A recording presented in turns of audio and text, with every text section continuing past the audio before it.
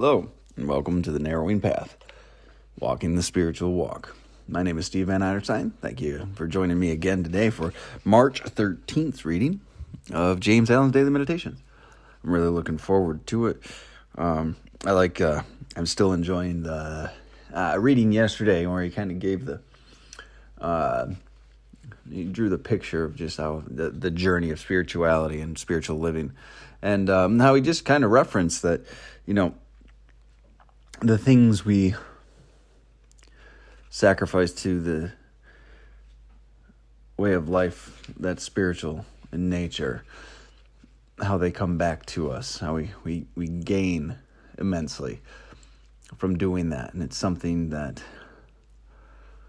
is scary, but there's some real jewels and treasures that we get from doing it too. So something it was a great reading yesterday. Really enjoyed it. Let's see. Then let's go ahead and we'll do March 13th. This will be fresh to you and fresh to me, meaning you will get my genuine response, reactions, observations, and what I relate to about the reading, as I haven't read it prior to reading it today on this podcast. So here we go, March 13th of James Allen's Daily Meditations. The present is the synthesis of the entire past, the net result of all that a man has ever thought and done is contained within him. Well, that's true. It is this knowledge of the perfect law working through and above all things, of the perfect justice operating in and adjusting all human affairs, excuse me, that enables the good man to love his enemies and to rise above all hatred, resentment, and complaining. For he knows that only his own can come to him, and that though he be surrounded by persecutors, his enemies are but the blind instruments of a faultless retribution. So he blames them not, but calmly receives his accounts, and patiently pays his moral debts. But this is not all. He does not merely pay his debts. He takes care not to contract any further debts. He watches himself and makes his deeds faultless. Characteristics are fixed habits of mind, the results of deeds. Wow.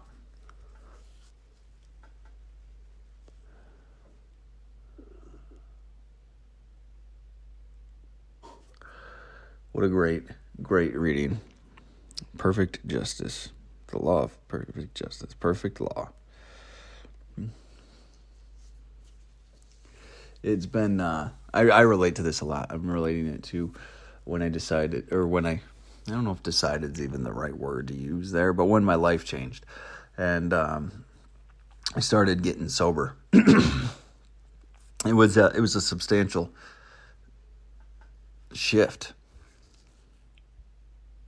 But I didn't get to just say, hey, I was different then, that's all out the window, I still had to make right the things I had done wrong.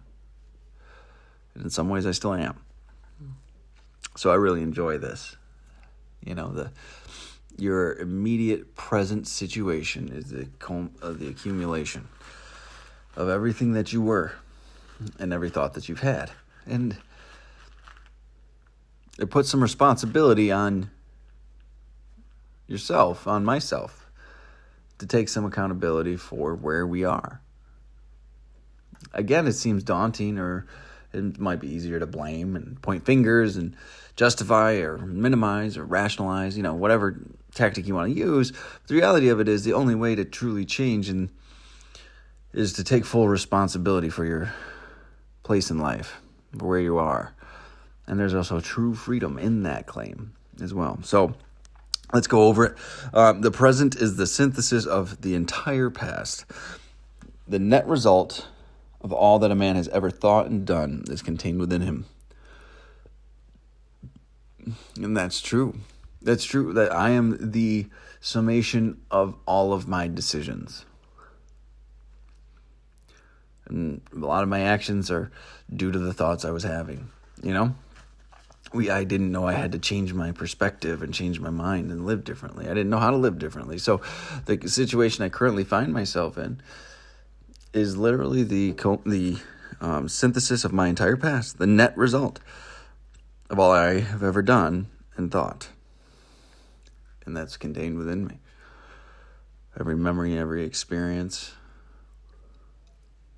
It's amazing and terrifying all at the same time, but when you can own that, you can change it. It is this knowledge of the perfect law working through and above all things, of the perfect justice operating in and adjusting all human affairs that enables the good man to love his enemies and to rise above all hatred, resentment, and complaining. Because it makes, what he's saying here, I'm sorry, excuse me. It is this knowledge of the perfect law working through and above all things, of perfect justice operating in and adjusting all human affairs and enables a good man to love his enemies, to rise above all hatred, resentment, and complaining. If today I am an accumulation of my past words, mistakes, actions, thoughts, all of that, that motivates me to change what I am doing today, so tomorrow I can be different. So I can invest in my future self by taking actions in this moment. Right?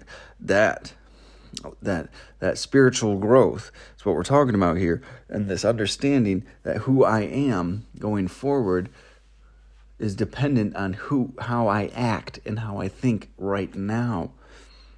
So, with this knowledge, it enables a good man to love his enemies, to choose love instead of anger and hatred, to rise above all hatred, resentment, and complaining. All right? The perfect justice operating in and adjusting all human affairs. That's the perfect justice. How I am in this immediate moment, my thoughts, my actions, my behaviors, my intentions will shape who I am tomorrow. That's a pretty substantial thing to think about, right? So what things do you want to bring in, and what actions and thoughts and intentions and behaviors do you want to have today that will influence the person you are tomorrow in a better way? That's a big thought. That's a big consideration right there. It's important. He goes on to say, for he knows that only his own can come to him. My own actions can come to me. Only my own. My own consequences, my own circumstance is my own. And only my own. What an incredible thing to realize.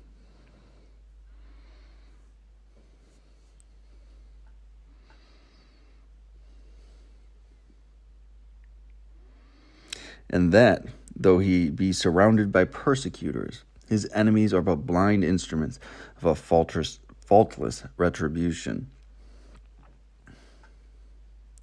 So he blames them not, but calmly receives his accounts and patiently pays his moral debts. So the things that are catching up with us is the understanding I'm taking from this is that our persecutors, the things we feel targeted by, a lot of times those are just our past actions, thoughts, behaviors, and intentions coming back to bite us, isn't it? I had debts to pay when I got sober. I had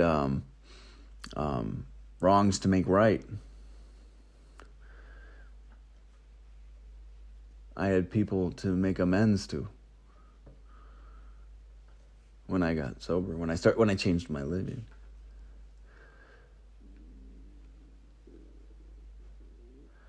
None of those things are excused.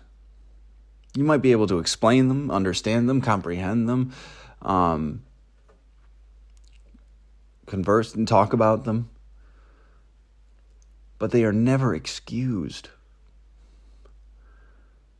You will have to pay those prices. You will have to pay the cost.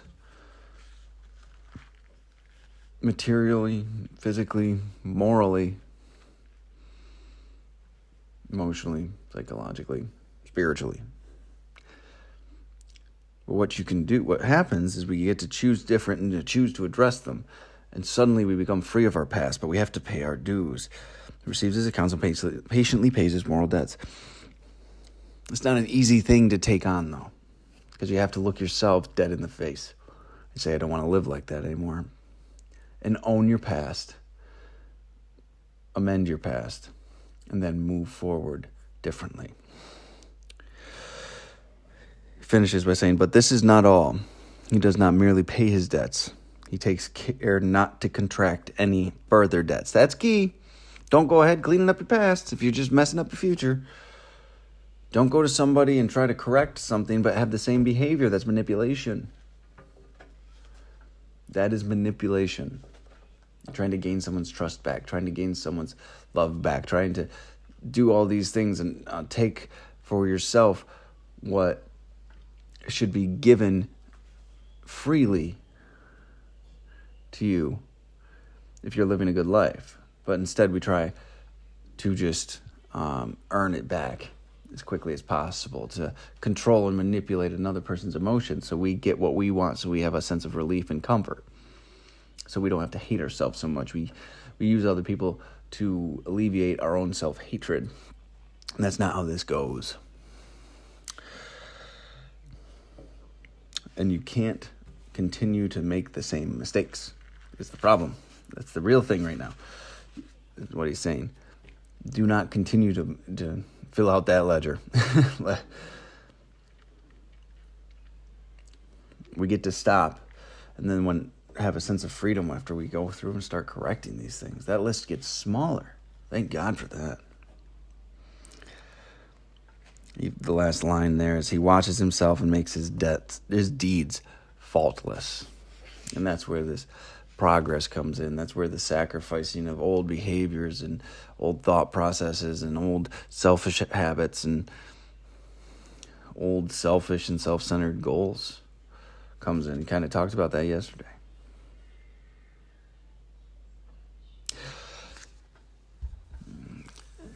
And he ends it with this line: characteristics are fixed habits of mind, the results of deeds.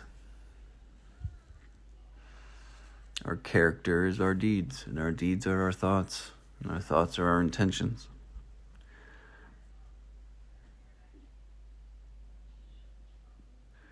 Fixed habits of mind, results of deeds. You have to change these things if you want it to have better character. You want it to be morally upright. You've got to stop taking these actions, correct the thoughts behind them, and look at the intention in front of it all. And then you can grow through these things, and then you can build a character that you were always worthy of. That you always, if you were anything like me, I always wanted to be viewed as a person of integrity and strong character. But I wasn't behaving in a way that would allow people to even consider thinking that.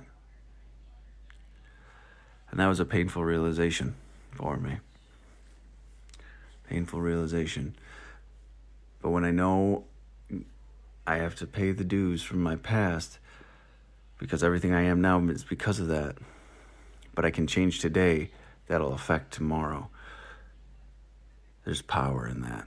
There's hope in that. There's almost grace in that. What a beautiful thing. So, great reading again. March 13th, they knocked it out of the park. All of March has just been a powerhouse, I feel like, of accountability and sacrifice of our lower natures, and to grow and focus our energies towards up in the spiritual life and growth. Just a fantastic month so far. So thank you all for joining me today. I'm looking to see how March just keeps rolling on. It really has been a powerful month. So I'm looking forward to it. So I'll see you on the 14th of March. And until next time, thanks.